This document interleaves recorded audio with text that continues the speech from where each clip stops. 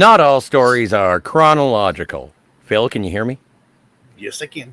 Especially when considering the tale of Quentin Tarantino. Vernita Green and O-Ren Ishii are dead, but the bride isn't done yet. What the movies would call a roaring rampage of revenge, Beatrix Kiddo concludes her quest for bloody satisfaction in the second part of the fourth film by Quentin Tarantino. Of course, the Fantasmagorium show is proud to present Bullets, Blades, and Babes as we discuss Kill Bill Volume 2.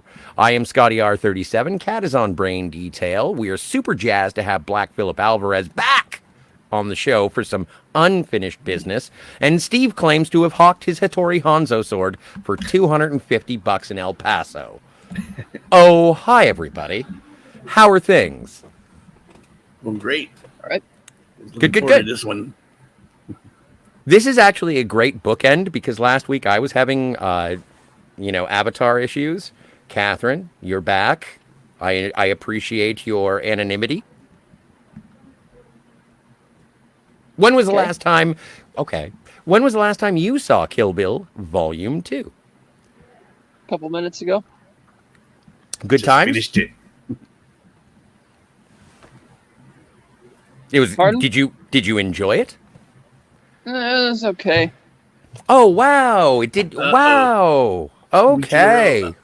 It's gonna be another short All right. episode. Yeah, another one. Very. Oh heavens! All right. Well, okay. We'll get to our bullets at the end, but that's a resounding. I watched it from Cat. Phil, when was the last time you watched Kill Bill Volume 2?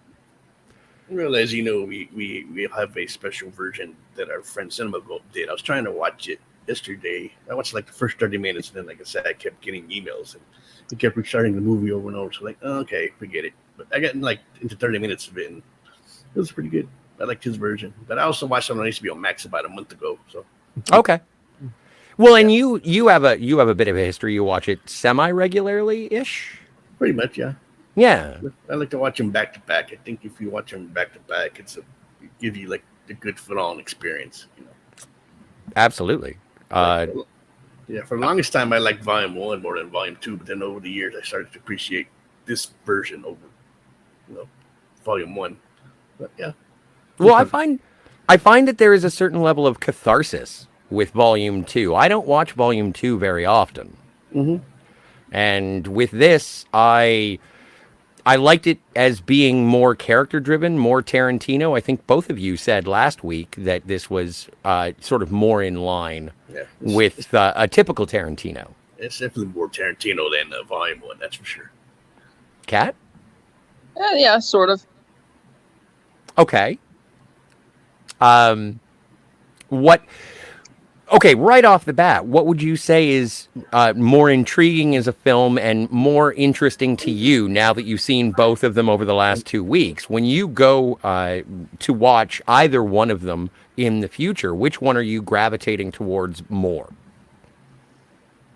Probably Volume 2, but probably neither. Okay. So there you go. 2 out of 10. I don't think it really matters which one you watch. I kid. You can watch Volume 2 before Volume 1 and switch them off. Because if you watch the version that our friend Cinema gave us, his starts out pretty much from the beginning of Volume 2. Absolutely. It worked out better than that, because there's better character development of both. Spoilers, her name is Beatrix Kiddo, so and then it gives you more into the Bill character persona.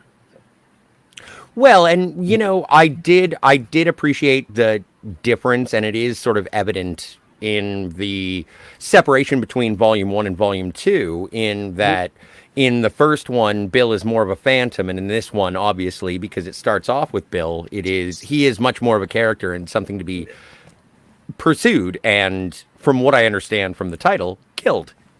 Yeah, he's in it a lot more. He's definitely probably the second build character other than Beatrix. It's like both their movies, pretty much. That's how I like to look at it. Well, and it's a bit of an insane sort of, like, the end credits is kind of crazy because it is the end credits for both parts. And then they go to the end credits of just Volume 2. So even in the end credits of Kill Bill Volume 2, it acknowledges this is one movie, Right. which I really, I support, subscribe to. I do think that both films are collectively the fourth film by Quentin Tarantino. As Oh, Quentin Tarantino has said, he's only going to make 10. I don't believe that. Well, once he makes 10 and then he's gone for a while, then I may believe it. I think maybe it's like 10, like his style, but he can probably do other films. It's not his usual Tarantino-esque, as I like to put it. Well, and We'll see.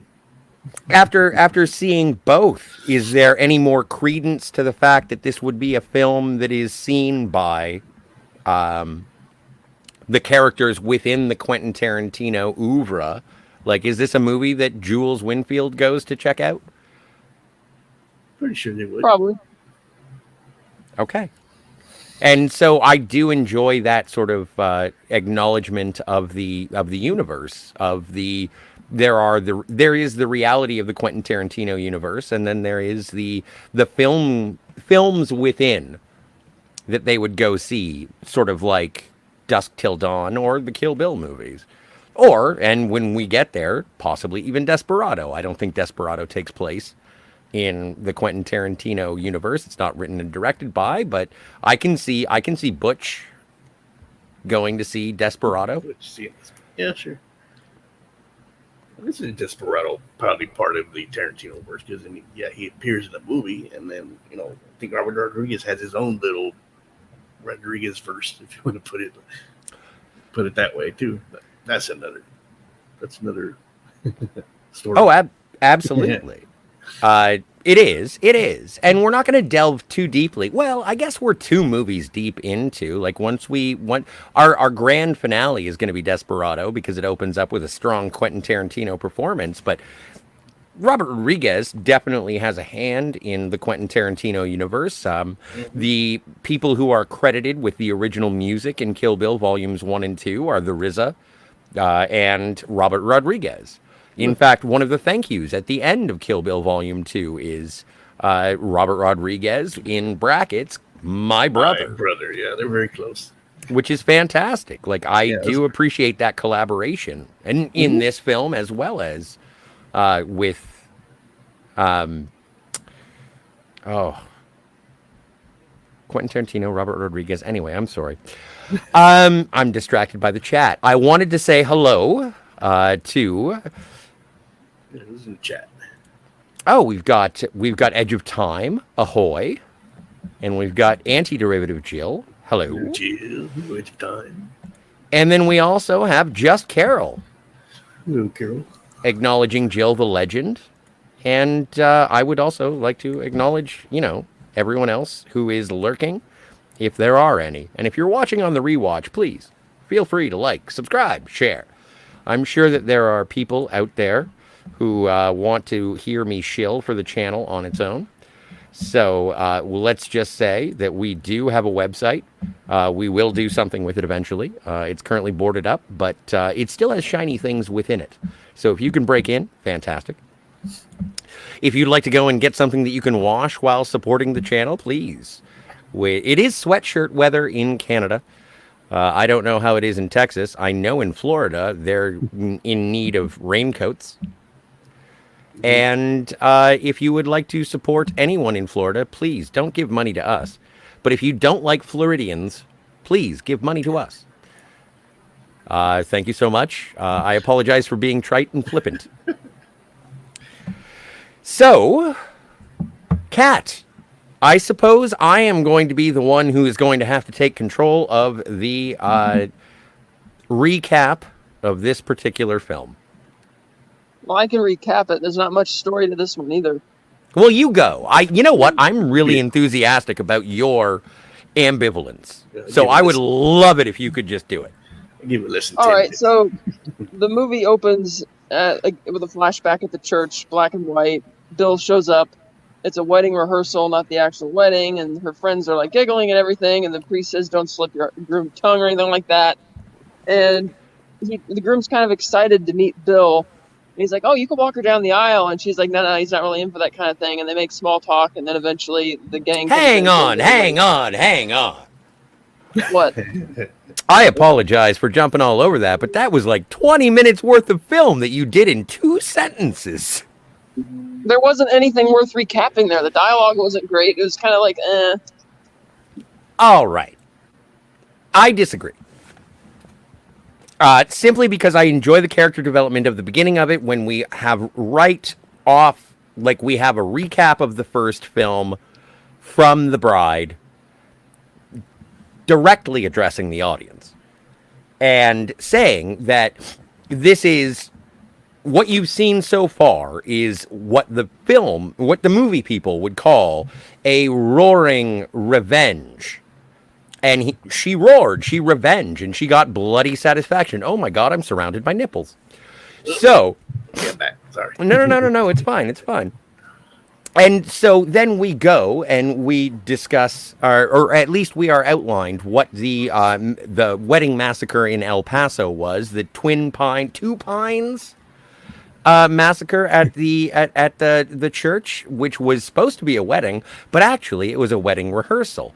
And we are introduced to the bride, who and her bridegroom, which is some guy who owns a used record store, which I really adore. Who is that guy? Do you know who that guy was? Is he like a part of a band?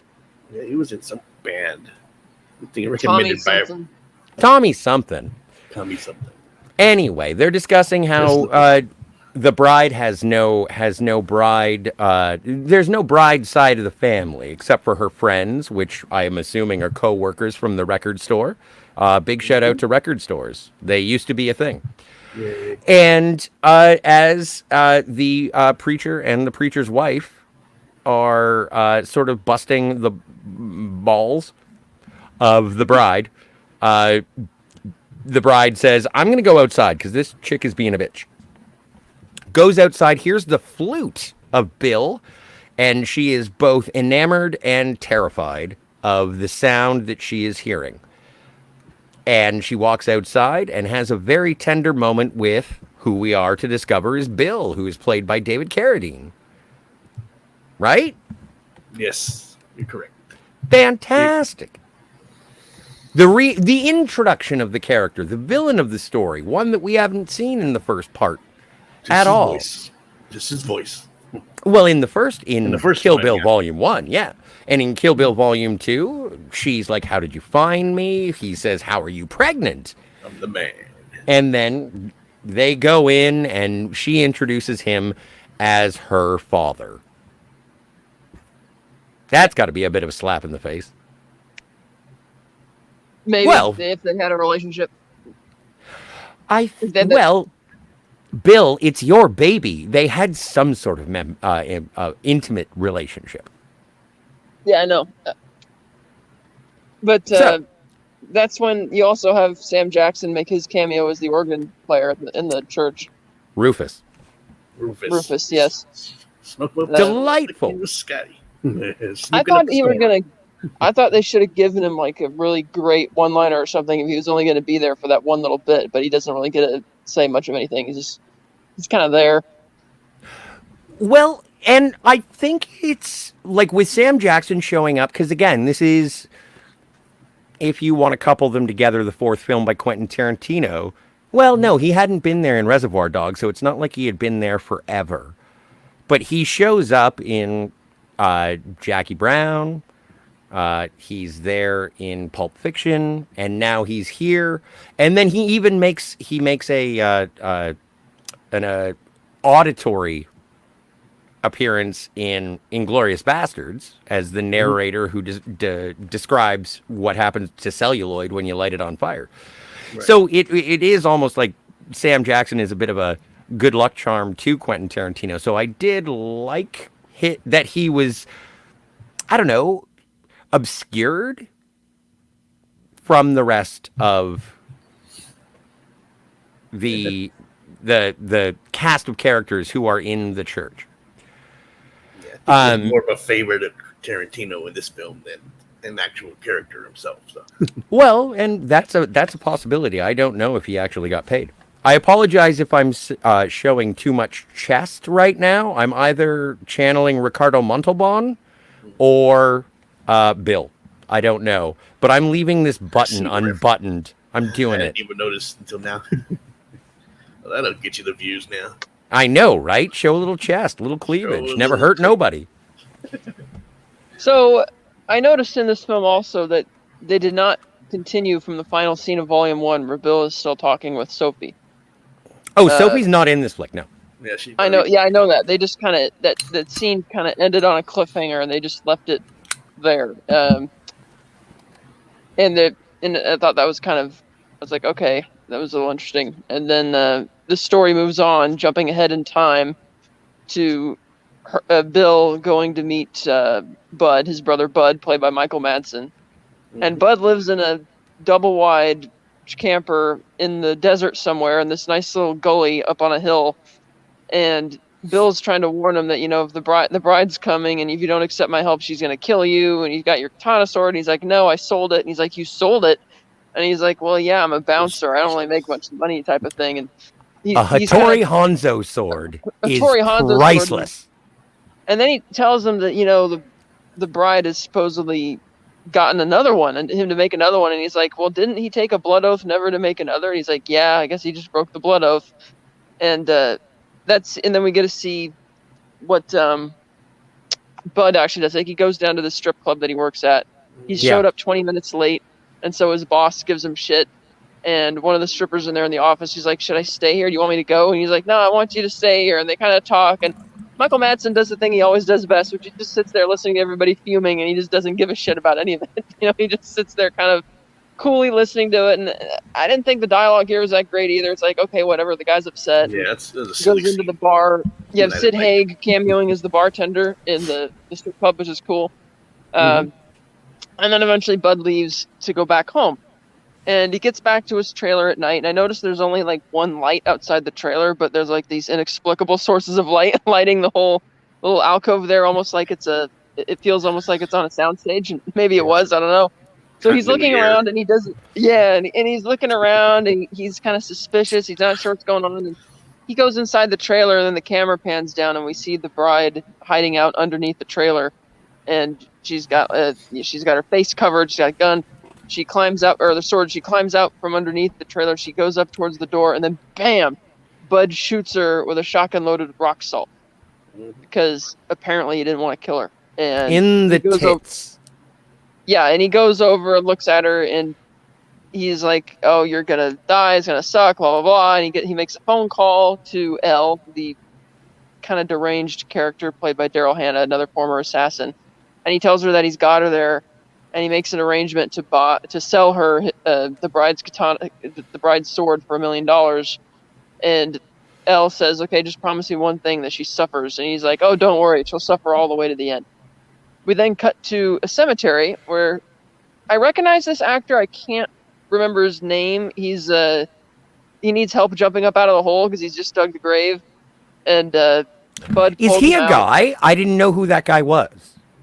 I recognize him from somewhere, but I can't put my finger on where. And I looked up the cast and I couldn't find his listed. But anyway, he gets them out of the hole, and then they're talking to her, and Bud basically threatens to burn her eyes out with mace unless she cooperates, as she's buried alive.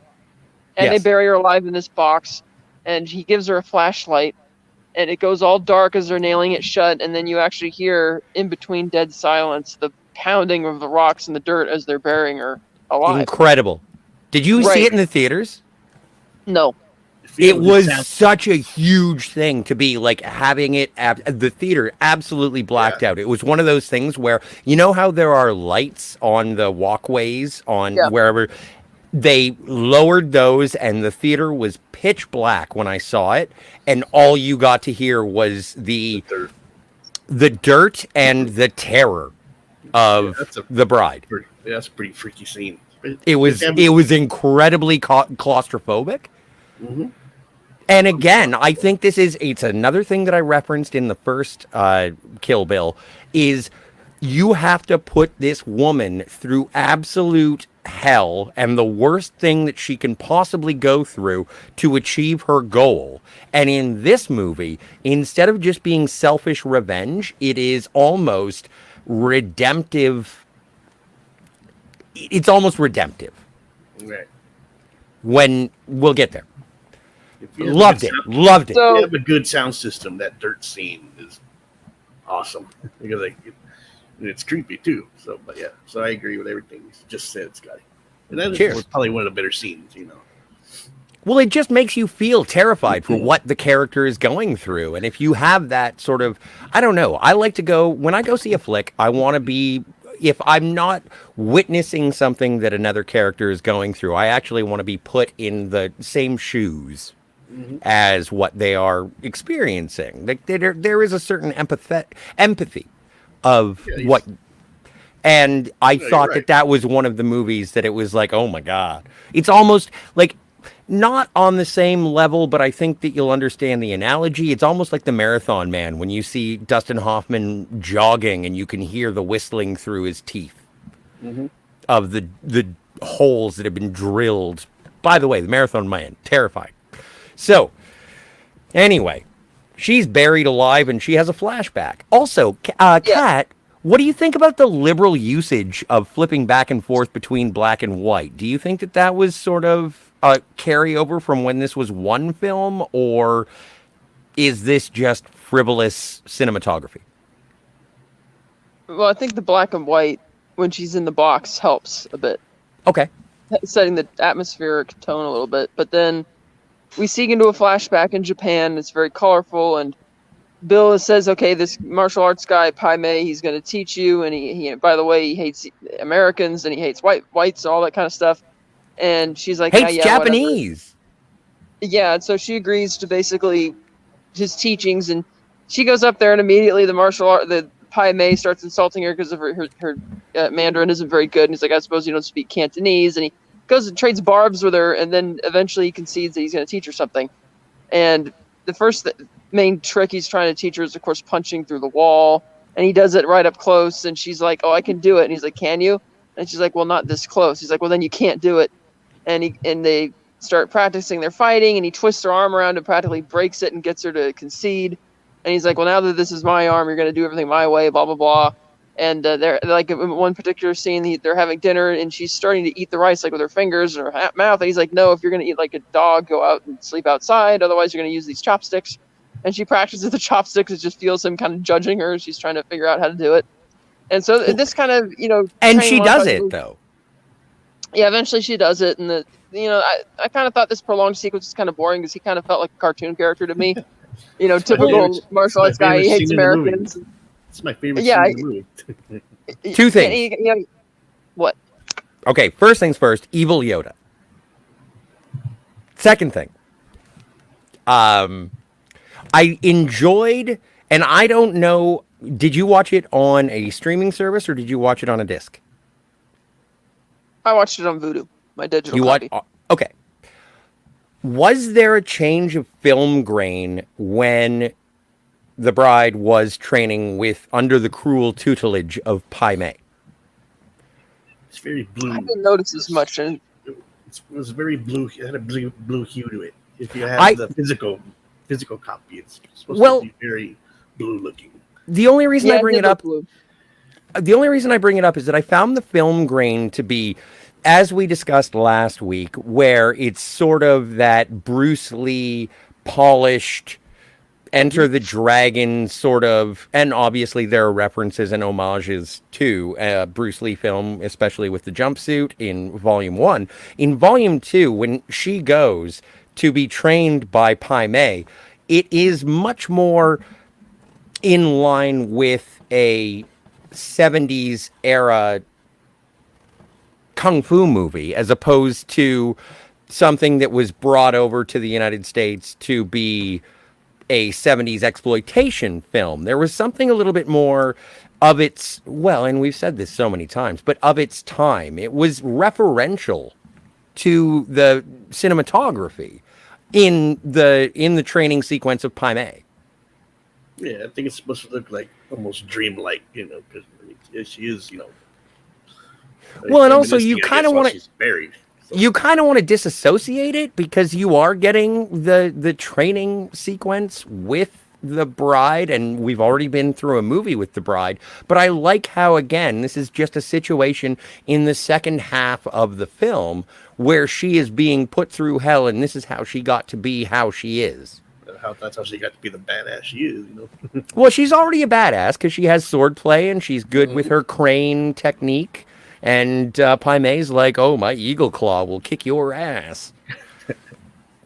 So yeah, But that's actually there's something about it that is cinematographically just engaging in that representation of the training sequence, and it never really comes to a conclusion until later.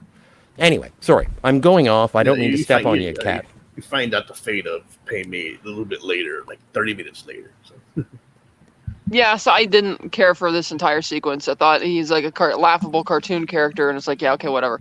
So then we move on with the story, and we're back to the present, and and then I used to do that, like they have this great bit where she's in the box, and she's now using one of his tricks to cut out this knife, and she cuts herself loose, and she pounds through the box.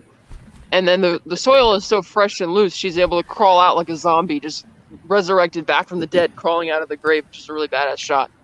And she starts stumbling away, and we cut to this like clerk in a diner, and he looks out across the street and sees her stumbling his way, and he doesn't say anything. He's just kind of struck by it, and she walks in, just sits at the counter, and says, "Can I have a glass of water?" So then we cut to the next chapter where we see the bride walking in the desert, heading towards Bud's trailer. Before we get to Bud's trailer, I do want to just go into the chat for a second. All right.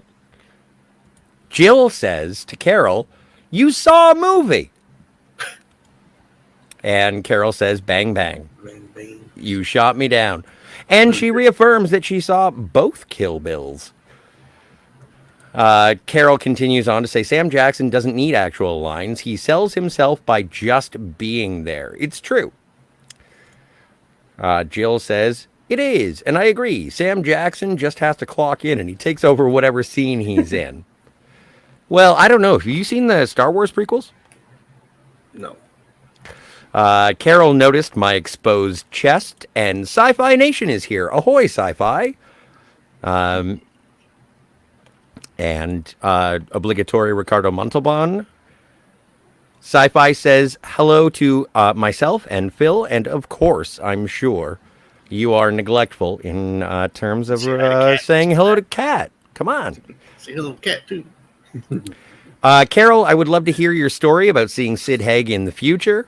And Sci-Fi, I don't think he was. If you're thinking of the master from the Gamester of Triskelion, I don't think it was he. But it's okay.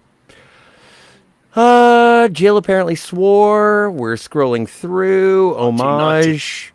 Homage is mispronounced. I think that homage. So I always say it, homage. I thought that's how you pronounced it. Kat, how do you pronounce homage?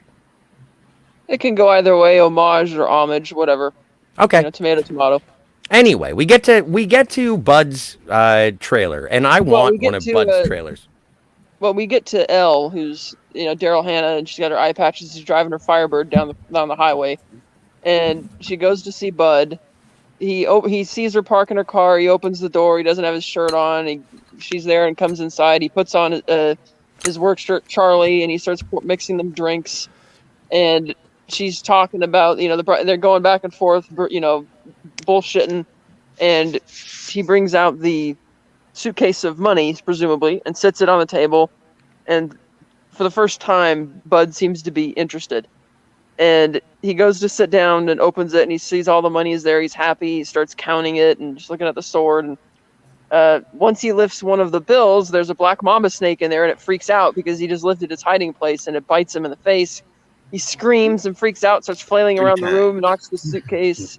It bites him 3 times. He knocks the suitcase, kicking it across the room, and he flails around on the ground, dropping a lot of the money.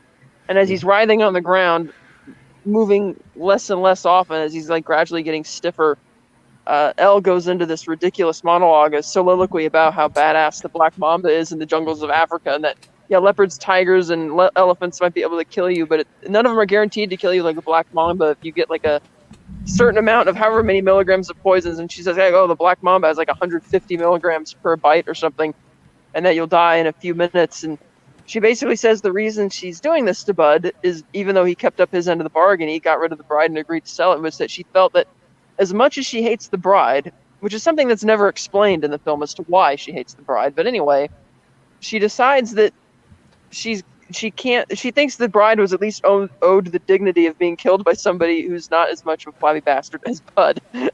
And so that's the last thoughts that Bud has as he dies. Yeah. And just as Elle goes to start cleaning up the money, Bill calls. And she lies and says that the bride killed Bud. And she's like, "Oh, she stuffed a Black Mamba in a trailer, and I'm here, and I'm cleaning up, and I'm leaving." And just as she hangs up on Bill and opens the door, the bride shows up and just kicks her across the room, and they get in a really brutal fight that goes on for quite a while. And eventually, they both kind of get the upper hand at various points in the fight, and eventually they're standing at either ends of the main hall. And the bride asks Elle, "Okay, by the way, what was it?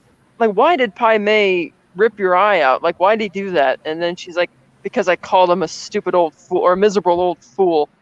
And it cuts to a flashback of Pai Mei just ripping out her eye really quickly and her like screaming and writhing in pain. But then Elle, as egotistical as she is, she doesn't seem upset by relaying this. She's like, "Because then I killed him." And then it cuts to another flashback of Pai Mei choking to death as she's apparently poisoned his fish heads. And he's like, "You treacherous bitch." and she keels over dead. And that really upsets the bride,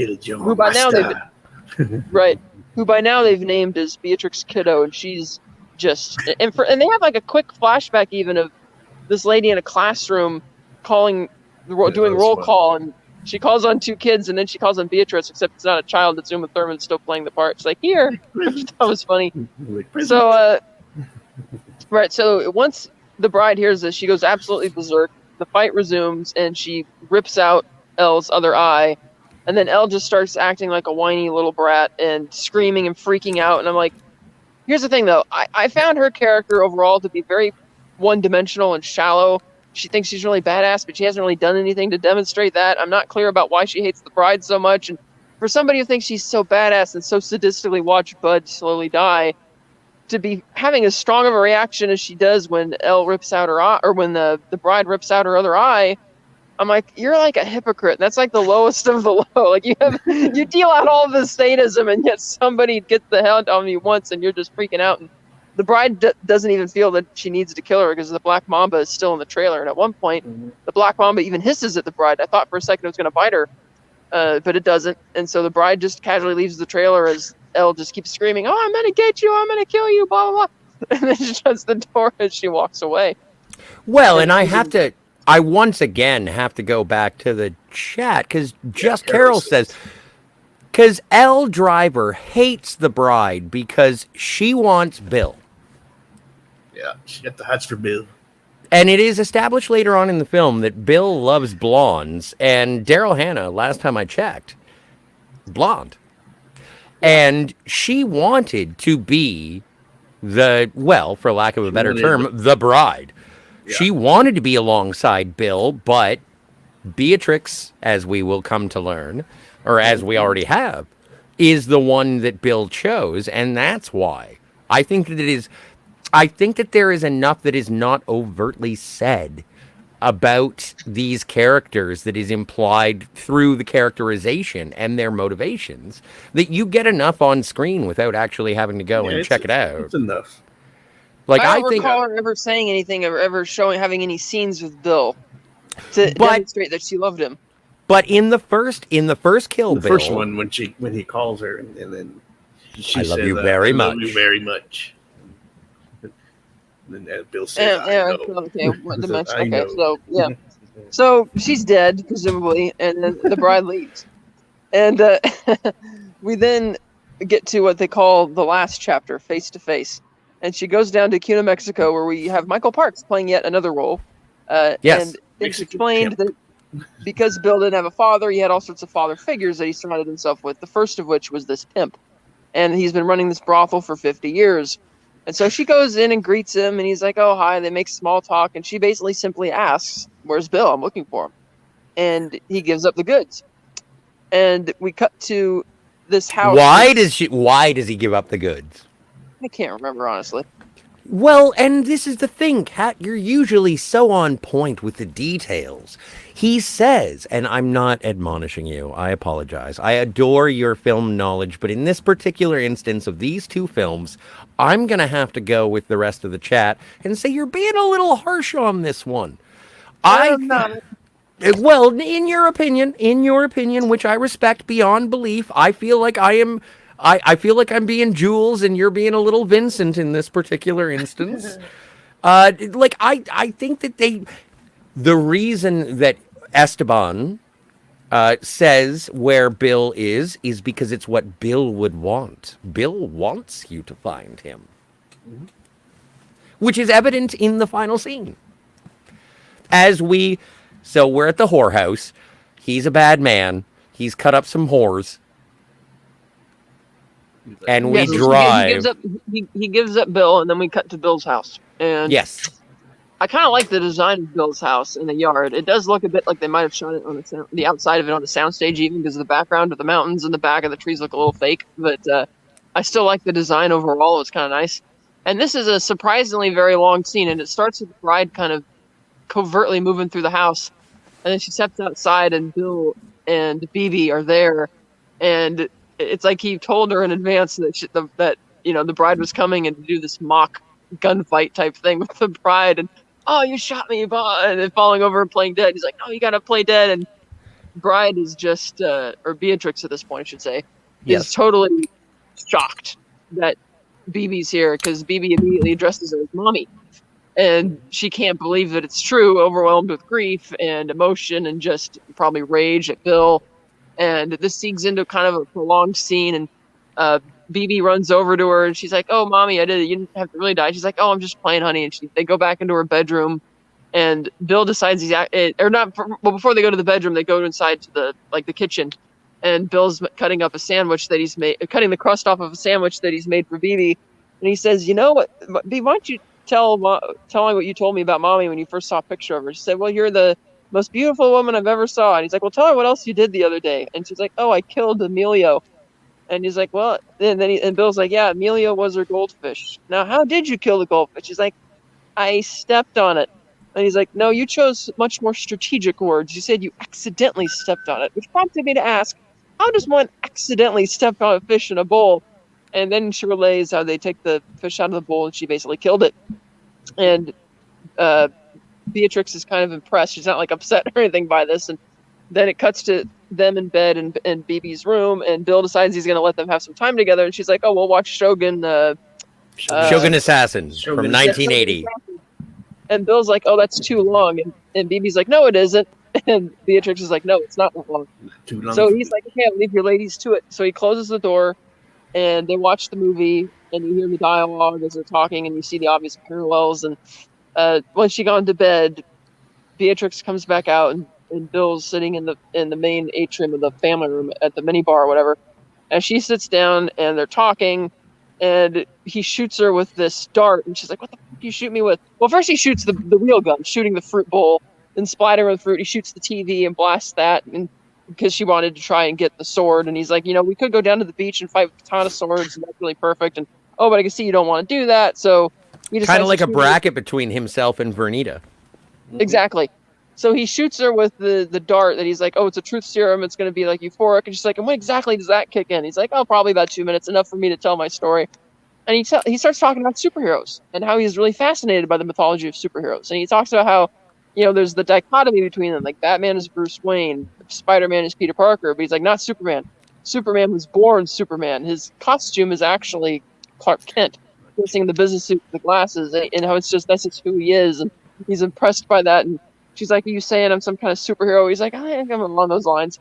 And she pulls the dart like out of her leg, and he sits down. And he's like, okay, time for the questions. And he's like, did you enjoy getting your revenge and killing all those people? Yes. Did you come after? Yes. And Did you think your life with Guy was going to work out in El It'll work Paso? out. He said no.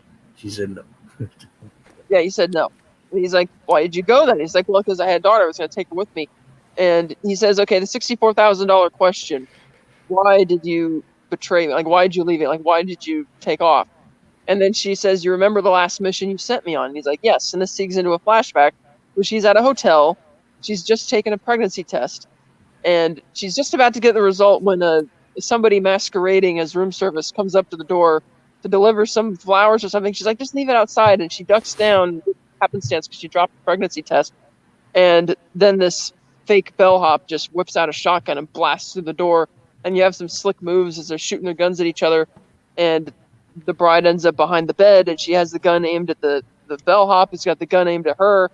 And she's like, before you decide to do that, you should know that I'm pregnant, and the test down there will prove it. She's like, bullshit. And he's like, no, any other time you would have been right, but not today.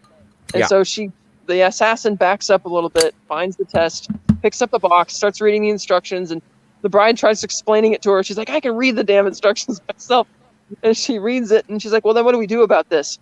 And the bride's like, well, you could just walk away, and I'll walk away too, and we'll just forget that this happened. And then she kind of ponders it for barely a second before she acquiesces and starts walking backwards slowly out the door. And you see her looking through the blasted hole in the door for a minute, and then she's like, oh, good luck to you, or whatever. And she runs off. No, she says congratulations, which I thought was a great character moment. Sorry, Phil, I didn't mean to step on you. That's right. She says congratulations, and she runs off. And then we cut back to Bill, and he's like, well, what? Okay, you had a kid, but why is it? She's like, because, Bill, I would have done everything for you. I would have jumped a motorcycle onto a bus for you, or gone and killed that woman for you and all these other people. But once I had a kid, I'm not going to do that if I'm going to be a mother to a child. I'm not going to be beholden to you anymore. I'm not going to do all these terrible things. I'm going to be a good mother. And he's like, well, then why didn't you still come back to me then? She says, well, because you would have claimed the child as your own and, told me to fuck off or whatever, I guess is what her logic was. She never really gets into it exactly. I guess that's just what she assumes you would have done. And he kind of is like, oh, okay. He doesn't really falter for that. And he tries to, and by this point, they're actually sitting outside now. They don't actually show when they got up to step outside, but they are now. She's actually, I noticed, cleaned up now. She had all the splatters on her earlier, and it's not there anymore. And Bill's actually sitting at the table outside, and she's sitting across from him. And he's slowly getting drunk on tequila. Yeah, and he's been getting drunk on tequila, and so he's like, and he admits that he thought that the baby, when he says, like, for what it's worth, I thought that the baby was that the father was the jerk that you were going to marry or whatever, which is why he couldn't believe that you were leaving me for this guy, and that at the time he pulled the trigger, he was already set on doing it because the baby's yours.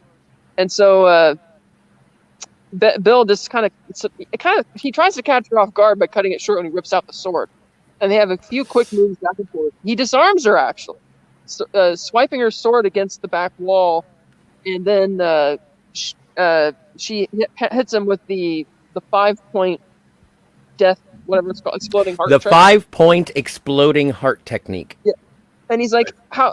He's like, oh my God, Pai Mei taught you that? And she's like, yeah. He's like, why didn't you tell me? And she's like, because I'm a bad person. And he's like, no, you're not a bad person. And he seems kind of impressed by this point. He's not like upset with her anymore. And he knows there's no way out of this. And she's actually looking really sad. She doesn't seem happy that she's finally about to have her all-time revenge. And so Bill stands up. He ties his kimono robe on. He turns his back to her, and he takes 5 steps away and falls over dead. And she just kind of sits there, and it seems like she's drained emotionally of everything that has happened. Like she's just taking it in, that it's finally over. And then it cuts to her taking BB out of the room and down the stairs and getting picked up by a car. And then it cuts to a title card saying the next morning. It doesn't show where they are exactly, but BB's watching cartoons. Some very old cartoons. And Heckle and Jekyll. You wouldn't see on TV today. And then and Beatrix is just in the bathroom, lying on the floor, crying, clutching stuffed lion. And then it cuts to a title that says, and so the mama cub the lioness was reunited with her cub, and all was right in the jungle once again. And then it cuts to the end credits. Like you said, it replays the credits all the cast from part 1, and then goes into the credits for part 2. Very long credit sequence. 15 minutes. Yeah. I just didn't. again, I didn't really care for the. I mean, there's more story here. I just ultimately, after what amounts to nearly 4 hours, 3.5 hours of story, or not much, or of plot or whatever, to finally hear that the reason that she left or that Bill came after was because you left me, and I'm still feeling that we never really got to know her as one of the Vipers. You know, we only knew her going against them. Like, what was that relationship like? How different was she? Because I have a hard time. She seems so morally righteous in everything that she's doing. Like for instance, in Volume 1, she doesn't kill Vernita's daughter. She says, "Look, if you want to look me up later, you can." If she was a deadly assassin, she probably would have killed the kid because she's got leave no witnesses. So I just didn't feel that we ever got to know her as this vicious assassin for me to really connect with whatever relationship she had with Bill before the events of this film. So after 3.5 hours of this, to finally get the answer to what it is that what prompted Bill to do this, I just felt kind of okay. And I just didn't. I don't know. For some reason, it just didn't register as much with me. And I like the whole prolonged climax at his house, and that it's mostly them talking and his reminiscing. I think that he in particular was very well cast as David Carradine. But, right there. Originally, it was supposed to be Warren Beatty. Mm-hmm. Okay, so the stuff with Pai Mei, I didn't care for that. The stuff with the trailer, I mean, Michael Madsen's always great, but I didn't really get much out of that whole thing either, other than the burial scene I thought was really good, and her resurrection from that.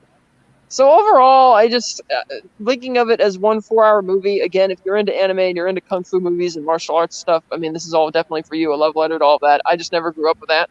I mean, yeah, I know Jackie Chan and Bruce Lee and I'm a fan of them as much as the next person. I'm just not as so obsessed with that genre to really care or connect with the material. So, I mean, it was okay. It was better than part 1, but it's still obviously a 2-part movie. I mean, it's one movie. Because I read into it, Tarantino wanted to release it as one movie, but Harvey Weinstein pressured him to shorten it. He's like, I'm not going to release a 4-hour movie nearly. And he's like, well, I don't want to shorten it. And so it was actually Harvey's idea that they split it into 2. So in that way, it is therefore one movie. Yeah, I guess this just wasn't for me. I mean, I get why people love it and all that. It just, yeah, you've heard my reasonings for it. But I do concede that I kind of enjoyed. I do. Oh, and there's one joke I forgot to mention. I love it that Bill kind of mocks the ending of the first movie when he's like, when Bud's like, so she killed like 88 bodyguards. He's like, nah, there aren't 88 of them. They just like to call themselves the Crazy 88. They call themselves. They just started cool. Oh, and funny thing too, the actor who plays the leader of the Crazy 88 is the same guy who plays Pai Mei. True. Even though they're 2 separate characters. But I thought that was funny that Bill's like roasting the ending of the first movie because of how ridiculous it is. So, yeah, I mean, that's my thoughts on it. Not much for me, but I get other people's. That's fair. That's fair. Before we and okay, so Kat, can I just get your bullets now? And then me and Scotty can talk. I'll give it. See, I gave the first one 5 bullets. I have that. You gave it 5 last week. Yeah, Okay. you gave it 5. I'll give this one 5 as well, or 5.5 bullets. All right. Or Well, I'll give it 6. I'll be nice and give it 6. 6 bullets is fine. That's well, 6. don't be nice. You've never been nice before. This is the honest Be review. sweet. I'll give it 5. I'll stick with 5.5. I think it's better than part 1, so I'll give it 5.5. It's kind of hard because I have to be fair about the fact that it's supposed to be seen as one movie, and Fair so enough. as one movie, I would therefore give the whole thing a solid 5. 5 bullets. And if you were to combine both films into one, you would give both part 1 and 2 into 5 bullets. Maybe 5.5 in that case. Okay. 5.5 out of 10. All right. Phil, please restrain your bullets until the end. I have some questions. Go ahead. All right. Hang on I'm just ready. 1 second while I do something gross. Anyway. Oh, my stars. I'm so stuffed. It's getting into the change of season up here in Canada, and I have a little bit of post-nasal drip. So, question. Right off the hop. Yes. How do you feel about the superhero monologue that Bill gives at the end? In terms of Superman being the only superhero who wakes up in the morning and is Superman, whereas every other superhero has to wake up and put on a costume. How do you like that? It fits the story. I think he's trying to tell, Beatrix, that's how he always has seen her, how other people, Bruce Wayne, Batman, and then Peter Parker, Spider-Man, but Superman is Clark Kent. So I think he always thought that, Beatrix was somebody, trying to be somebody that she's not. She's just a sassy who just goes around, killing people, and she had no remorse, she had no care in the world. That was her job, just to go around killing people all over the world. Wherever he would send her to go kill, she was the only one in the whole Divas group that had no remorse or had no care in the world. She just go around killing people. But then, that she she suddenly finds out that she's pregnant. She's like, that'll change you in an instant, because now you're gonna bring another human being into this world. And it gives her a reason to finally, become a human. So I think that's what the whole entire point of that whole superhero metaphor was.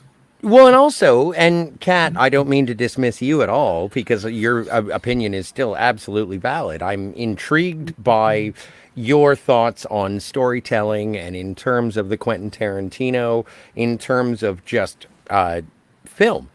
But isn't there a juxtaposition between your daughter, BB, took a goldfish out of a bowl, put it on the ground, and it flopped around, and that was crushed by BB. A 4-year-old with no understanding of life or death knew what that was. And part of the point of that, both of those sort of stories, and we are shown that Bill is a storyteller when he's playing with his flute around the fire in terms of Pai Mei and the 5-point exploding palm technique. He is a storyteller, and he is trying to make a point, and it is that your daughter is a killer. You gave birth to a child that was curious about killing. Right. I thought that was interesting. Right.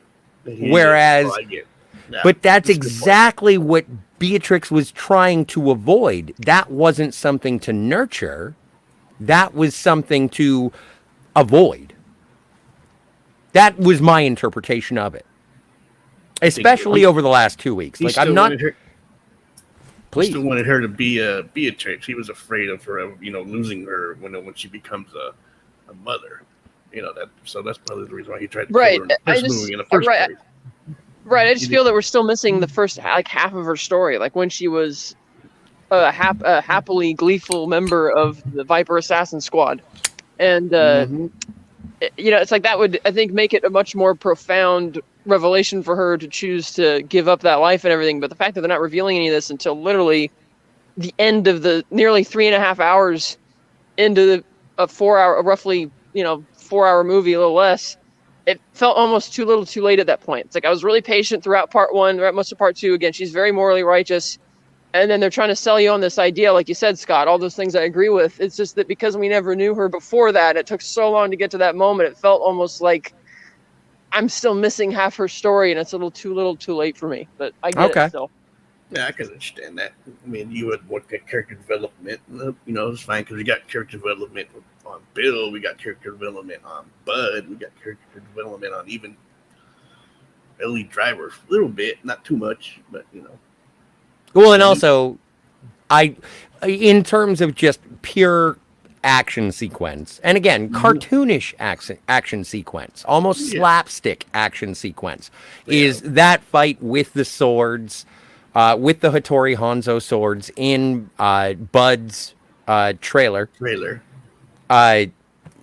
Elle trying to unsheath the sword and not able to because there's not enough room within the trailer, and then the fight, and then seeing how Bud had claimed that he had hawked the sword, and Beatrix finds the sword, To Bud, the only man I have ever loved, your brother Bill. I liked that sort of character acknowledgement. There's something like it's not all spelled out, but the characterization between all of the people just seem, they don't need to be explicit, but I get where Bud is the brother. Oren was a deadly assassin by the time she was 14, I think. 14, yeah. I saw her parents killed her in front of her. So yeah. L. Driver is in love with Bill, and Bill is,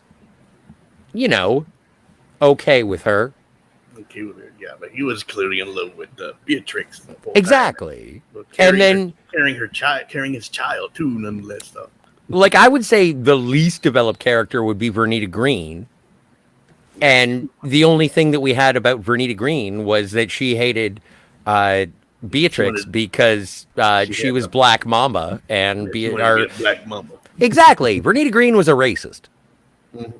Maybe not. I don't know. I'm just a white guy. So, no, but like there are a lot of... There are a lot of things, and then you hear the thing with Esteban, and it's like, I remember taking him to a movie. The postman always ring twice. I apologize for my accent. I am Canadian. But wasn't that bad either, because he's full on, well, but Michael Parks is fucking awesome, yo. He does a pretty good Mexican accent. I'll give him that much. So. He's so good. He was believable too. Like, I could believe him as a Mexican pimp. Well, and then the thing is, and one of the most startling things is when you see and it's like, I never would have shot you. I just would have cut up your face. And then they show the lady who shows up with her face cut up, and it's like, no, you're a bad man as well. Mm-hmm. I think that there are certain things. This is one of those, this is a story that I don't need to be handheld through it. I infer a lot, and if it's because I'm taking it in because and Kat, after last week's conversation in regards to Kill Bill Volume 1, I was like, you know what, maybe this isn't as good as I thought it was, because I had personal association with seeing the first one in theaters, and I saw the second one in theaters, but not with the same group of people, and I was like, well, is it that good? And I think that when we were talking about Django Unchained and Dr. Schultz, and let me get back to Schultz. But Dr. Schultz says this is a story of a man who went to go rescue a princess, and the mountain was big, but he didn't care. And the fire was big, but he didn't care. And the dragon was big, but he didn't care. And he rescued the princess. I kind of see the same story with Beatrix rescuing his daughter. And I am elated at the end of it that it isn't just bloody revenge that she is capturing at the end of it, but she is surprised by the fact that Bill saved her daughter. Right. And raised her against her wishes. Well, shot her in the head. They're not the daughter, but Beatrix. There's something about this that is so grand and epic, and I appreciate it as a mother rescuing her child, even though that's not what she's doing. She's going for revenge against the man who killed her child, and then finding out that he actually was like, well, when you said it was my baby, I took care of it. I didn't know you were going to live, but... And then Bill finds out that she's alive, says to Elle, don't kill her. Bud finds out she's alive and says, well, you know what? We're kind of assholes. Anyway, so. We should have died anyway. She should have her revenge. There is something epic about this. Almost, I don't want to overstate it, but I am already, so I might as well go whole hog. But there is an epic Shakespearean tragedy that is redemptive at the end of this. And after 3.5 hours, I'm like, good for you, kiddo. Mm-hmm. I really enjoy it as 2 parts. I am disappointed that it had to be broken up into 2 parts. Yeah. But I really... People said he would have made it totally different if he knew he was going to have to split it. Because to him, he always made it as one movie, and then he was told to split it into 2, and he was like, okay, well, we've done a lot different. You could have told me that in the first place. And even last week when I was saying it's like, this is, how woke is this? All the dudes are dicks. Except for the guy who owned the record store. He seemed to be cool. And Rufus. And everybody in the church was okay. And the preacher. And the cops. And the son number Okay, so no, but the cops were in the church, so they count. But no, there's something about this that is just like, oh my God, this is such a strong, capable female action hero. No, just a strong, capable action hero. Everything about this is with heart. And I guess, yes, I would have liked to understand a little bit more about the relationship between Bill and Beatrix, but I also think that Beatrix was much more of a protege or like a Moll to Bill than part of the Deadly Viper assassination squad. I don't even think she was part of the Deadly Viper assassination squad. I think that was just his thing that he had before. Yeah, that's I don't know. Yeah, come to think of it, they never really specify much of anything of what that relationship was. Like, where did she meet Bill? Was she a member of that? Because on the one hand, he did send her to Pai Mei. He wanted her to get those skills, and she got them. And they seem to have a mutual respect for each other, obviously, because he fathered the child. But they don't really get into it. And she's obviously very skilled, and the other people from Volume 1 who she killed were aware of that as well, because they knew that they'd have to be on their toes if they were going to beat her. So, yeah. Well, and I wonder where she met the groom, and I wonder how in the time between her getting pregnant and where she met the groom and how that came about. Because even she doubts that it was going to work out, but it's like, okay, you doubted it was going to work out, but you wished it would have. But I wonder who this guy was and how she came to meet him. I have a theory. Okay. Remember when Bill takes Beatrix to go see Pai Mei for the first time? Yeah. And Beatrix says, "When will I see you again?" And Bill says, "That is the name of my favorite soul song from the 70s. Right. The song is called When Will I See You Again? It is performed by the 3 Degrees. Mm-hmm. Great song. Not my favorite, but still a great song. It's kind of like it's sweet. And I think that she went to El Paso, went into a record store, and there was Blondie, essentially. And they hit it off when she asked for it. It's kind of the same thing. Again, this is all headcanon. This has nothing to do with what was in the movie. I think she went in looking for it, got it, and it was kind of like Max Cherry. And it's like, do you guys have the Delphonics? And it's like, oh, I didn't know you liked the Delphonics. And it's love at first sight. We don't know that. You never know. There could have been something. Anyway, she gets a job at the record store. They fall in love. She makes friends. It was 3 months that Bill was mourning her. I accept your theory. I appreciate that. Thanks, Kat. That's a good theory. But there's just something. Hey, Matt. There's something that is just really lovely about this film that I find. I find the rampaging revenge is justified in Volume 2 that wasn't present in Volume 1.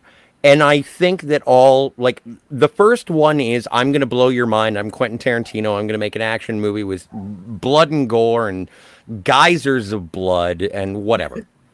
Right?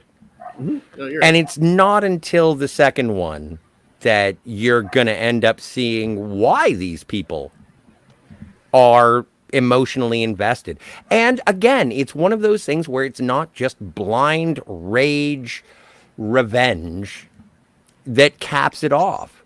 It ends up with the bride being so, like, almost to a certain extent sad that she had to kill Bill. But she had to kill Bill. She had to. Well, yeah, Bill's technically the only person she kills in this movie, because the snake... Well, no, she kills a lot of people, yo. Well, not in Volume 2. More only Volume 1 she does, but in Volume 2, she technically only kills Bill. She doesn't kill Ellie, because she leaves her for... I don't think Ellie died in that trailer. And then... Well, no, and even in the end credits, it it says L Driver, and then it puts a question mark as to whether or not she's dead. So the snake killed Bud. True. And then, I don't picture Elle Driver surviving, given how much she was freaking out about having lost her eye. Because just as the bride is leaving the trailer, you hear Elle screaming, "Where are you? Where are you? I'm gonna get you!" type of thing. Like I'll kill you, you fucking bitch! I'll fucking. Right. She stopped. She went from screaming in pain to just being a bitch, and it's like if you're that disheveled, you're never gonna get out of that desert alive. She's done. Well, and I kind of had the impression that the Black Mamba snake was going to eventually, if she's flipping out like that in the bathroom, then she's probably going to get she's bit. done. There's nothing much impressive about that character anyway, so it's like, yeah, whatever. I don't know why we should be intrigued that she might still be alive. It's like, whatever. Well, there was a moment. The point that she doesn't kill only one person in this movie compared to hundreds in the first one. Well, but there was a moment at the beginning of the movie where Bud gets home from Larry messing with his shifts and his stupid hat, and he gets home, pulls up to the trailer, and then looks up to the mountains around his home, and he's like, I wonder if she's there and if she's gonna snipe me or something. There's something where he's suspicious, and he's like, well, there's something in the performance of Michael Madsen where it's like, well, if she was gonna shoot me from afar, she would have done it by now. And he goes into the trailer, and then it pans down, and she's underneath the trailer. She's waiting. And I think Elle is much more of a, let's wait until my victim is subdued, and then I'll take it out. Yeah, she was the one who was already ready to kill Beatrix in the first one, and then Bill stops her. In that hospital sequence, I think she was the one that had the most audacity towards Beatrix. I don't even think Bill felt that way about her. Well, obviously because he was in love with her. So. Before I get into a question that I have one last thing that I want to point out. Daryl Hannah, fantastic. Mm-hmm. I really enjoyed her performance. I kind of agree with you, Kat, in terms of her just being like the personification of evil and nothing really more than that. But I did enjoy when she got her eye plucked out, and she does basically do the same flip out performance from Blade Runner. It reminded me of that same flailing freak out. It's definitely her second best performance, I guess, if you want to put Blade Runner into that conversation. That was probably the intention of Tarantino as well. He probably wanted to evoke that. Mm-hmm. Agreed. But in a different context, because this time you don't pity her. It's like because she's the villain. Yes. Mm-hmm. I did like the use of and again, this goes with Elle, is that I liked the reference to the internet, the use of cell phones, but also the spiral notepad that she had written out all the facts about the Black Mamba. I really like that in terms of her meticulous nature. But my question is, with the Deadly Viper Assassin Squad, who is your favorite? Mine. Who's going first? Me? Yeah, go first. I still have to go with the bride or Beatrix, because this is pretty much her movie. No. But I don't think she was part of the Viper Assassination Squad. Okay, so if you're going with, then I would go with Bud.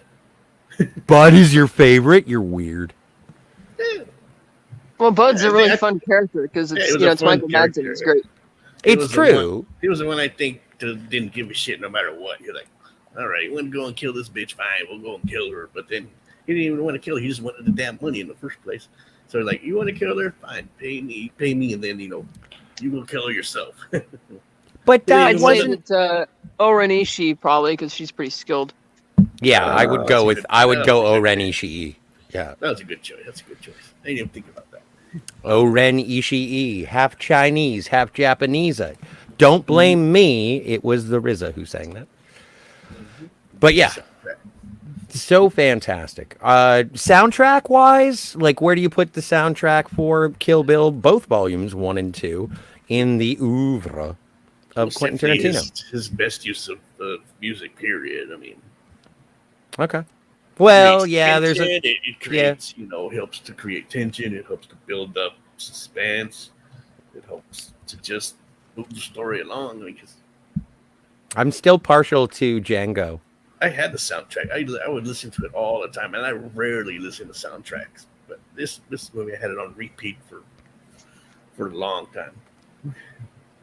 Cat. I especially like the music when Bud gets back to his trailer at night. It starts playing, and I'm thinking it's leading into 60 Seconds to What, or from For a Few Dollars More, or right leading into the big standoff at Sad Hill and Good, the Bad, and the Ugly. That music, it reminiscent of that for that little bit. But I gotta say, I didn't think much of the music in Volume 1, or much for this movie, except for that scene. I don't know, for some reason, it just didn't. I thought they could have picked much better music. It just didn't do anything for me there either. I like the 5, 6, 7, 8s. I've seen their other stuff, but having them just singing a bunch of American songs is like, I didn't really care for it. Yeah. And some of the other music was okay. I don't know. It's just one for me. Well, Battle Without Honor and Humanity is almost new ringtone. Volume 2 didn't even have a credited composer. I think Robert Rodriguez was the one that helped produce all that. Well, original music, yeah. Original music, but was hardly any of a score whatsoever. It was just like scores from other TV shows and movies, just like the first one. I think that's why I'm more appreciative of it, which is fine. Not every movie has to have a score. Well, speaking of scores, Phil. Let's see, last week I gave Volume 1 an 8. You did? I'll stick with the 8 on this one also. And Just yeah, just as good. I mean, yeah, just as good. Like I said, for the longest time, I liked Volume 1 more than Volume 2. But then over the years, as I got older, I started to appreciate 2 more because, as Tarantino's filmography grew after this film, I'm like, okay, yeah, Part 2 is definitely more of a Tarantino film than the first one. So I grew to appreciate Volume 2 more than Volume 1. So, but yeah, still the same score, 8. Well, and I'm going to give it an 8. Last week I gave Volume 1 a 7.5, and I do think that this one is better. Before rewatching, I thought that the first one was better. However, I enjoy the emotional payoff much more than this. And I think that the bride is far more sympathetic in this than she was in the first, because in the first one, she's just sort of a revenge machine. And in this one, there's something about the way that she reacts to knowing that her daughter is alive that sort of, again, bookends, parallels, what have you, when she realizes that the baby is, like, she thinks that the baby is dead when she awakens from her coma. And then when she finds out that BB is alive, there is something about that. And again, the absolute unrelenting emotional joy of being inconsolable on a bathroom floor crying because it's like, I can't believe I won. Yeah, she did. After all she went through, there is something that just makes me it justifies the entire story. I do enjoy it, and that's the problem with sort of going through the Tarantino movies, is they're all going to be, except for Destiny Turns on the Radio, they're all going to be right 7s and above. Like, it's just so... Yeah, that's true. I mean, I don't see... And I agree with... 7. And I agree with you, Phil, is going back and watching these ones, I would highly recommend and watching them back to back. Mm-hmm. Yeah, I did. Or if you can get the whole bloody affair. I hope that gets released. It's rumored to get it released next year, but we'll see. 4K or... It's got to get the approval from Tarantino, though, and some of the other movies are getting 4K releases, but they're not his approval. They're just studio ones, which kind of sucks because they're just going to half-ass it. So, but we'll see. All right. Oh my God, there is so much good chat. Chat's been rocking tonight. I've been seeing them little by little. It's been on fuego. Mm-hmm. Where do we jump back in? We jump back in once Sci-Fi Nation, who we do appreciate for being here. Of course. He had to bounce, and for that, we thank you.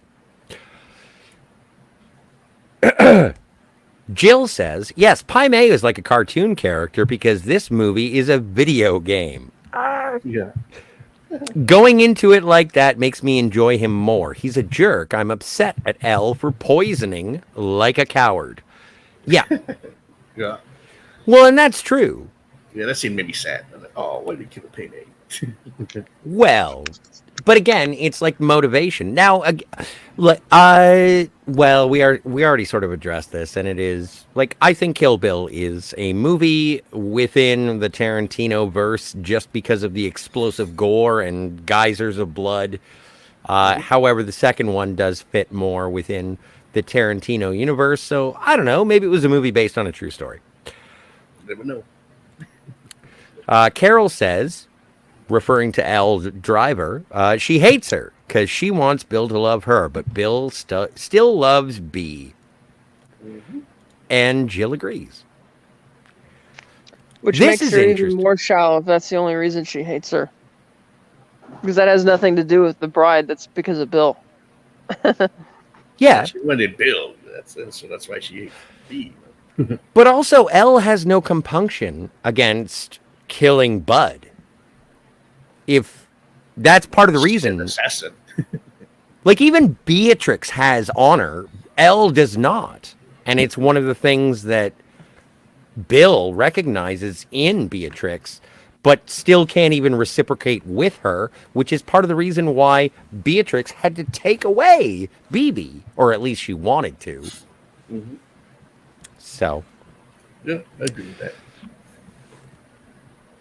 I apologize if I'm yelling and being overly passionate. I'm just very, I was trying, Kat. I was trying not to like this movie because I was like, Kat's knowledgeable. Kat knows what's going on with storytelling. Maybe I'm wrong. And it's not that you're wrong. It's just that I don't think that I am. Well, that's Jill says, for a movie that makes such a big deal of hiding her name, the reveal of Beatrix Kiddo's name is largely uneventful. Agreed. Yeah. It was unnecessary intrigue or mystery. Everybody's just done that. So look at Solos and freaking how what do you call it? Nick Fury's eye. Freaking cat scratch. Like, it happens but all even the time. but that's I kind of see that as being a little bit different because it's a mystery that is withheld for intrigue of the audience, but when you find out, well, maybe it is in the same category as Nick Fury getting his eye scratched out. Yeah. Han Solo, there's no real reason. You're low, so you're Han. I'll put you as Han Solo. Okay, fine, whatever. Citizen of the Universe 333. Hey, Trip. Hi, Scotty and everyone. Love this flick. As do I. Both of them. More than I thought I was going to. I tried not to like it. It's still my favorite Tarantino. Well, that's a little... I like all his movies. Jill goes on to say, luckily Beatrix had the most compassionate assassin ever. Well, no, Karen Kim, if I remember correctly. Karen. Before Karens became a thing. But she's the opposite of a Karen. But also, I don't know. I would assume that there's some sort of level of camaraderie between people within a certain profession that it would be like, hang on a second, I won't kill you. Why shouldn't I kill you? Well, I'm pregnant. Yeah, there's a code. All right. There's a code. It's the same thing in the John Wick movies. It's the same thing. So, it's like a code. And Carol says it was a love story. I think it was a love story. I think it was a love story about someone trying to avenge the greatest love of all, their daughter, and then finding out that you don't have to necessarily avenge that, but why did you fuck me? Do I look like a bitch? Then why did you fuck me?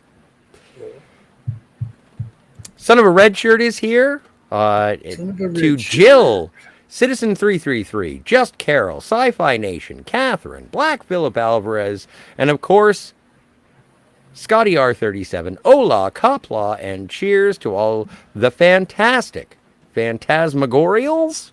That is, Son of a Red Shirt, if you want to write our intros, that'd be great. Trip says, that's a great point about not seeing Beatrix as a cold-blooded assassin, Kat. Never thought of that. Well, and I do agree with Kat. I do agree with you, Kat. Is that it was, I don't know, she was almost like a Martin Blank, if that's not too obscure a reference. In love with Bill, working for Bill, but not necessarily part of the Deadly Viper assassination squad. Although she had a snake name, right? Who? Black Mamba. Yes. Beatrix. Mm-hmm. Yeah, so Black she Mamba. had to be part of the squad. Mm-hmm. Yeah. But you never What? got the sense of them being co-workers. She was already out of it, I think. You know, when they tried to kill her in the beginning, I think she was already out. Well, she was out when she found out she was pregnant. Mm-hmm. Anyway. Jill says, interesting. There's a theme of protecting children being nurturing in these movies, saving Vernita Green's girl, Nikki, and Beatrix's child, both as a fetus and a child. Yeah. And that's, I don't know. I think that this is a heavily lady slanted film. It's a lady action movie, and I really like it. Mm-hmm. Call me a soy biatch. I didn't even see the damn list. Yeah, I know, right? Citizen 333 says, wow, mind blown. Well, I'm happy to blow your mind. Jill goes on to say, that's fair, Kat. As soon as I saw her take down the Crazy 88, I stopped taking movies seriously and treated it all like a video game, and that's how I rate it, which is fair. But there is something about a Quentin Tarantino movie blowing your mind. I don't take any movie seriously, to be honest. I do. You know what? I just like being drawn into the movie, and if I can get an emotional sort of connection, or if I can be drawn into it and identify with it, then I don't care. Like, it's just take me away from the inevitable ending of my own life, and I'll enjoy myself for 2.5 hours. Yeah, movies have always been an escape to me, so I don't take them seriously at all. That's what they're supposed to be, and they're supposed to be art to be appreciated. And I like the criticism and analysis and everything like that. And there are ones that I don't like, but this is not one of them. Right. That's why it's easy for me to like this movie better than the other ones. So. Jill says, you're right, though. Her past is a huge plot hole. I don't know if it's a plot hole. No, it's not a plot hole. It's just not there. Well, I don't know if it is. I'm not dismissing that. Maybe a little bit more fleshing out would have been beneficial to understanding the motivation. Yeah, a little more fleshed out, but it's definitely not a plot hole. I think that people always mistake that because you don't know certain things about a certain character or what happened to him in the past. That's automatically a plot hole. Like, no, that's not a plot hole. But like, if I were a pregnant woman who was shot in the head by the person who made me pregnant, I'm sure I would, if I survived, I would, not do as well as Beatrix Kiddo, but I would do my best to exact revenge. Mm-hmm. Citizen of the Universe 333 says, maybe it would be cool if Tarantino wrote a comic book prequel to Kill Bill where we actually see Beatrix as part of the Deadly Vipers. That would be cool. Yeah, does want to do a Volume 3 eventually, but whenever that happens, who knows? He's said, well, and also Nikki Green, Vernita's daughter. It's like, if you ever feel sore about it, I'll be waiting. But they can't call it Kill Bill because he's already dead, so they'll have to call it something else. Kill Beatrix. Kill Kiddo. Kill Kiddo. Yeah, I like that even better. Couldn't be done, or Tripp says, since it couldn't be done on film, probably, or a novel or something. Well, yeah, and I still have to read Once Upon a Time in Hollywood. It's He right did a over novel there. out of Once Upon a Time in Hollywood, so why can't he do novelizations of his movies, past movies? It'd be pretty dope. Kill Bill, especially Kill Bill. Kill Bill would be a good one. Yeah. Mhm. Jill says your Esteban accent was great, Scotty. Thank you. Oh no, don't thank me. Thank Esteban. That was too much. Edge of Time. Thank you for sticking around. Edge of Time says hail to Citizen 333, and Trip says hail to Edge of Time. Matt says hail to me, and to Black Phillip, and to Kat, and Jill says hail. So many hails. Hailing each other. Stop hailing. Just kidding. Well, no, we're Star Trek fans around here, so hailing frequency's open. I know, right? Matt I says, I love this movie. Love this movie. Love. I like the emphasis of love. Love. Oh, and Jill gives it a rating in bullets. 7 out of 10. Part 1 gave me the expectation this is a ridiculous video game giving what Tarantino storytelling we get more value. Given the title, you know she will succeed and survive, but it's fun. Yes, it's kind of like Star Trek 3, The Search for Spock. What do you think? At the end, he was going to be like, nope, never found him. I told her to give Volume 2 a chance. She didn't want to watch it at first. So like, give it a chance. It's different. Jill, just like everyone else, Jill, just like everyone else, is giving the Tarantino ride that Kat and I and everyone who has joined us through these reviews the chances that I think they deserve. So I appreciate you guys hanging out and coming along this journey. And also, if you like journeys, we do have like all the James Bond movies covered. So if you like a continuation of storytelling, we do talk about all the James Bond movies, and I will talk a little bit more about that at the end once we get through the chat. Sure. Matt I says, who was your favorite of the Deadly Viper Assassination Squad? Change it to Oren Ishii. Well, you can't do that. Yes, I can. You're stuck with Bud. God damn it. Fine. Trip loves it. I like Michael Madsen, that's all. No, I know, and I thought he was really, really good. It was kind of nice to see a downtrodden assassin being like, I blew all the money. I'm an alcoholic.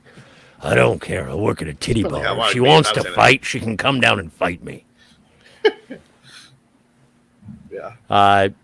But yeah, I really enjoyed it when she plucked the eye out of L. And yeah, Oren gets my vote as well. Canadian Spider-Man is still here. Spider-Man, hey, how you doing? Still here. Here it all. What does Matt say? Do you guys think you could fix your paralyzation yawing your mind like that? Move your little toe. Well, no, that's impossible. Speaking from experience, not that I,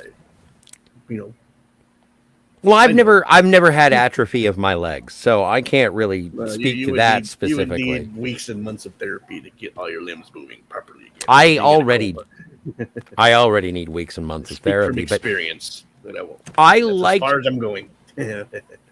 I liked the chapter. Like, I liked how it was wiggle your big toe, get out of the deficiencies of 4-year-old coma, to the hell that it would be to be buried alive and having to punch your way out of a coffin underground. And I liked it, the flashback to Pai Mei, in terms of how awful and mean he was to her. It totally paid off, saved her life. He was like that with everybody, even Bill. So. Oh yeah, Pai Mei's an asshole. He was an a-hole, which actually Quentin Tarantino was supposed to play that role, but he said no. Yeah, thank heavens. Gordon Liu playing both. We've got Mo, Henry Mo, Harry Mo, Johnny Mo. Yeah, he was the leader of the Crazy 88s. Yes, in the first one. And so I did appreciate that. Although, and I kind of wanted to see Sonny Chiba back, but I'm glad that Gordon Liu got to flex.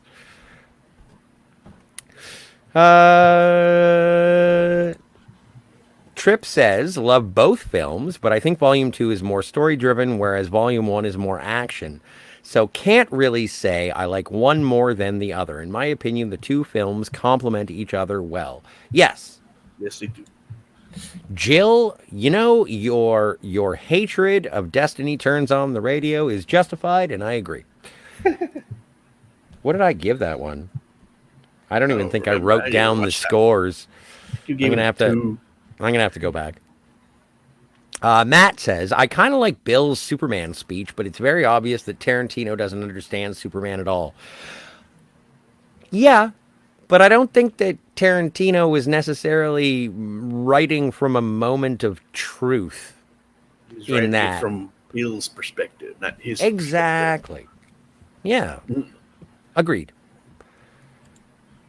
And Batman wasn't born Batman. Batman was born Bruce Wayne. Batman was born in that alley. Trip says, yeah, the scene where Pai Mei is poisoned was a bummer. So lame that such a badass died in such a cheap way. But again, it elevated the villainous nature of L. Driver. Yeah. She obviously liked to poison people. So. And Edge of Time, yep. I think she would have made a good Poison Ivy, actually. Daryl Hannah. Oh, and ironically, Uma Thurman ends up playing her. So. Oh, yeah. I just realized. Wow. Yeah, no, me too. That was good. But I think Daryl Hannah would have been a better one. Yeah, but in Batman and Robin, well, don't worry about it, because after we are finished with the Quentin Tarantino retrospective, we're going to go over all the Batman movies. Don't hold us to that. Noise. No, we're not going to do that. It's up to Kat. I can't make these arbitrary across the board statements. It's up to Kat and Steve. Well, I get a say, but I can't just like unilaterally say it's a Batman marathon. You can't just go around and say, "Oh, we're going to do a Batman marathon." Why not? Jess Carroll says L was too immature and jelly of B. That's why she killed Pai Mei. She killed Bud because she thought that she was better than him. Bill let Bud get away with being sloppy because he was family, and she was greedy. Yeah. Yeah. I have no argument with any of that whatsoever. Exactly right. Tripp says, I thought it was implied that she was a former member of the Deadly Vipers. Am I wrong on that, Scotty? No, I stand corrected. She was Black Mamba, so... And Vernita Green does mention, it's like, should have been Black Mamba. And so, I think she was. But, I think she, I don't know. Like I said, maybe a book will cover that eventually. Sci-Fi Nation is back, saying greetings. And Jill gives him a welcome back. Welcome back. Oh, and also, Phil. Yes, I know I'm at 96 right now. I know. Let's get you to 100. I think my horror retrospective will get me over that hump finally. Well, did you want to talk about your horror retrospective for the month of October? More like towards the end. Yeah, finish. Okay, the chat sounds first. good. Sounds good. Got to give our Totes. respects to the chat, of course. So yeah, give them their love. Tripp says, "Oh, that's awesome! You got the Once Upon a Time in Hollywood novel, Scotty." Yes, and now all I have to do is learn to read. Dumb phonics. Sci-Fi says hello to Citizen, and something dink dink dink dink dink dink. What the hell I'm doing here? No one knows. Me neither. Sci-Fi Nation would like some pizzazz. And Anti-Derivative Jill says, you tuned out during a very impassioned speech that I loved from Scotty about this movie's epic themes and motivations, Sci-Fi Nation. And you can, as always, any of the people in the chat or in the lurking or in the replay, I have a fly. But yeah, if you'd like to check it out, please. Again, we're going through these movies because I really enjoy them, and the narrative structure, the cinematography, everything that's going on in these Tarantino movies. I love the diversity of genre, storytelling, pacing, editing. It's a Sally Menke film, so I did enjoy it. There's so much going on. And so, yeah, if you're a fan of any of these, please go back and check them out. It was much better edited too than Volume 1. To say that at a Well, and again, cinema goal perspective, he would probably be enlightened us better. I think this one was better edited. Well, and I think Kat was right last week, and I think it was a collection of people's interpretations of the film, is that I thought it was, it was really good as a music video, but not necessarily as a film. But I think that sort of hyper-violence that occurs in the first one, or there's something about the pacing in this one that sets up the emotional payoff in the second one that, and we've been saying this throughout both reviews, is if it was one epic, if this was like the Lawrence of Arabia of Quentin Tarantino revenge movies, I'd be in, full stop. Oh, yeah. And as a two-parter, I watched the first one and I heard Kat say, and I've heard other people say, I heard Jill say, it's like, this is a video game in terms of the first one. There's not much character development. It's definitely all video games. It's a force of nature. But this second one, I think, does pay off the emotional, what is it? Stakes is the word I'm looking for. It has more heart. It has more, Stephen and Ransom is here. He has been streaming on multiple channels for 36 hours. So thank you for being here. You ever sleep, my man? Come on. Nope. Citizen 333. I cannot guarantee or deny, so I shouldn't even show that. I just want to be on Batman and Robin because I'll defend that movie all day. Yes, we need to do a Batman retrospective. Yay! No fucking way! Kat, you're in? Of course, it's Batman. What do you want to start with? What's the first one? We'll talk about that when we get there. Okay, sounds good. For the releases, Batman 66. Well, we still have so much going on. Oh wait, I'm sorry. I completely skipped over Carol because I was excited about Batman. Jill, I was finally able to contribute to a movie review stream. Well, and also you should check out Carol and oh my stars. There is an AI show that Carol is a part of with a gentleman named Smirk the Alien. Oh yeah, Stephen Ransom was mentioning that too. And that is something you guys should go and check out. I'm sure that Carol has keyboards and capability of linking that in the chat because I am taken off guard and I don't have these things at the tip of a hat. I apologize. I am remiss. Edge of Time says ahoy and hail to Jay and Steven. And Jill says, if you do a Batman marathon, I have to be there for Batman Returns. That is all. We will save that for Christmas. Carol says, mark it on your calendar. There we are. Carol gives a smile. And Jill says, both Scotty and Kat give wonderfully strong reviews. Phil's has heart. Thanks for the show. Oh, thank you, Jill. Sci-Fi Nation says he knows nothing. And Trip is a big fan of the Batman. And I was right. Carol, thank you. I'm sorry. I thought I was wrong. But definitely, Smirk the Alien. There is an AI podcast that is done. I think it's on Tuesdays. Maybe Mondays. It's on. If you want to go check out at ScottyR37, I have retweeted, and I am a big fan. You can go to Carol. Carol can't link because she's not a mod. I don't know. Can I make you a mod? I don't think so. And Trip says, Smirk the Alien does cool streams. And Carol says, I think we'll be live tomorrow morning. So I would highly recommend that. Totally. Well, that is, so far, Phil, the end of the chat. I have a quick request. Yes. Do you mind if I mute myself and then you pump up your October, your Halloween havoc? Well, I was gonna say I have to go pee. Okay, go. Okay, I'll do it. Go ahead. Well, that's Scotty saying yes. I was gonna stay with for my Friday stream, but yes, throughout the entire month of October, my channel is going to a little bit of a reboot. I will be handling, I will be covering nothing but horror topics, and I have called it Black Mamba presents Halloween Havoc with a K. So yeah, starting the first week in October and every Friday in October, I will be covering various horror topics. And just the first one will be on, I believe, the 7th. Scotty will be there. Scotty's going to be my right-hand man, and it won't be the typical panel. I'm only allowing certain people on, nothing personal. I just want it to be a bit more of a retrospective of my love for horror. So yeah, that is beginning next Friday, not this Friday, which I am calling the last Insomniac hour, but it'll be back.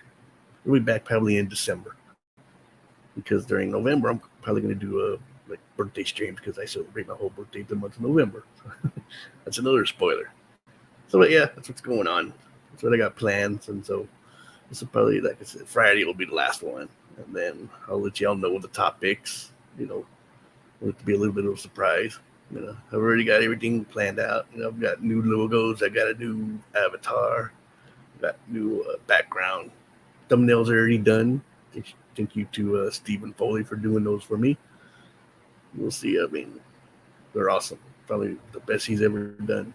Wink, wink. Checks in the mail. He just said just to plug his show. That's all. So yeah. Anyway, thank you everybody in the chat. Oh, your chat is rocking tonight. We're seeing that they went out to chat. It's a neck massager. What's a neck massager? Oh no. Right. No, I was just stopping. I just stopped. Wait, hold on a second. Now it's my turn. I'll be back.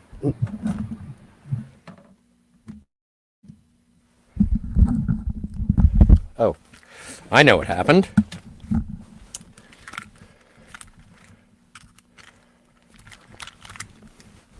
I dropped my microphone and everything, so everything went all caca. I apologize. Oh, thank you so much, everyone. Oh no, I think that... How's my sound? It doesn't matter. Well, let's see. I suppose I do have a couple of things to promote. Obviously, Jill and I... Can I get a thumbs up in the chat if you can hear me? I think you can, but I'm not 100%. Does my microphone sound like it works? Scotty is a dink. Yes. Sorry, I'm back. I had to let my dog in. Can you hear me? Yes, I can hear you. Great. Super fabu. Sorry, I had to let my dog back in. Oh, no, it totally makes sense. I'm the one who dropped the ball, like literally. He was scratching at the door. So, you covered your show? Yes, I brought it up. And people are excited? I hope so. I'm excited. Yeah, me too. I hope so. I am. I'm really looking forward. It'll finally, get people to see what the original intention of my channel was. Finally get to talk about horror. So, yeah, well, and also you're the horror guy.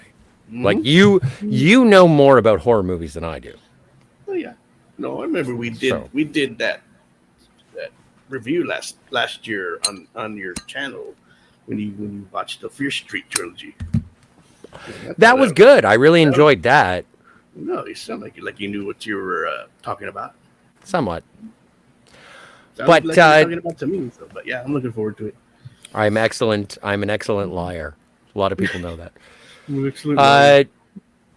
But yes, tomorrow we're going to be having a very special matinee for In the Loop, our Quantum Leap retrospective. We're going to be doing episodes 5 and 6, which is how the Tess was won and Double Identity. That's going to be happening tomorrow on the Fantasmagorium. Myself and Anti-Derivative Jill. Friday, there's going to be a conversation about Star Trek V, from what I understand, with Jill. Friday evening, we're going to be on your channel doing a Insomniac hour. Mm-hmm. The last one until at least December, as I mentioned. Yeah. And But and then I'm sorry, this is all just going to be self-promotional.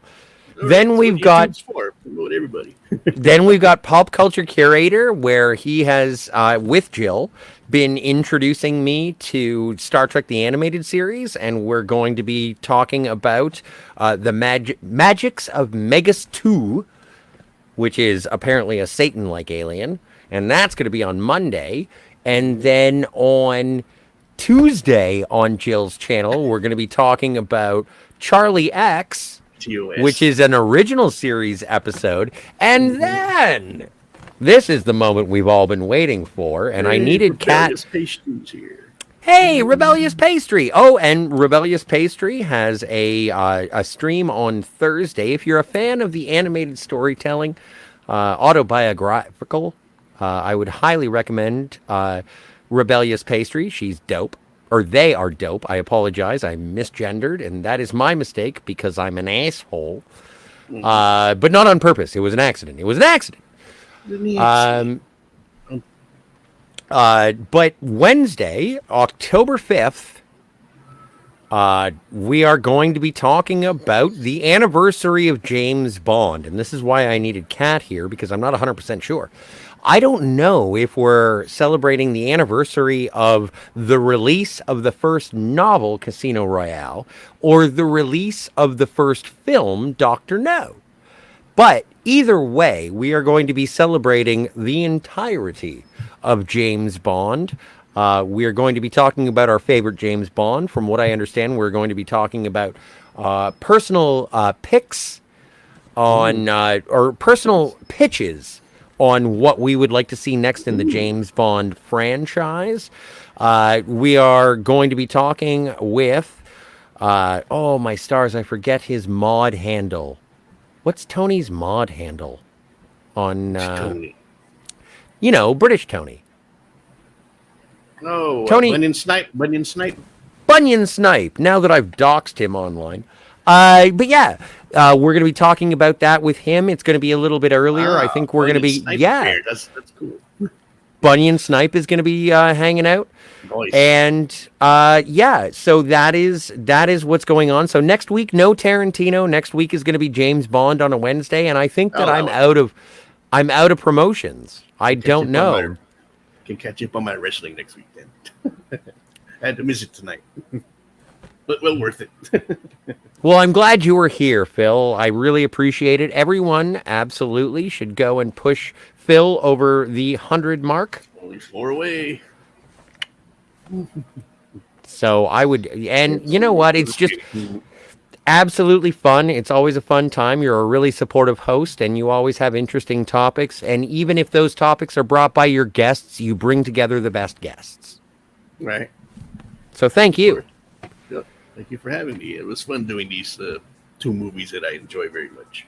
Well, and I'm so glad you got to be here. And then when we do return to Quentin Tarantino, we are going to be talking about an Oliver Stone movie called Natural Born Killers. Gives me a reason to watch it again. I haven't watched it in like 10 years.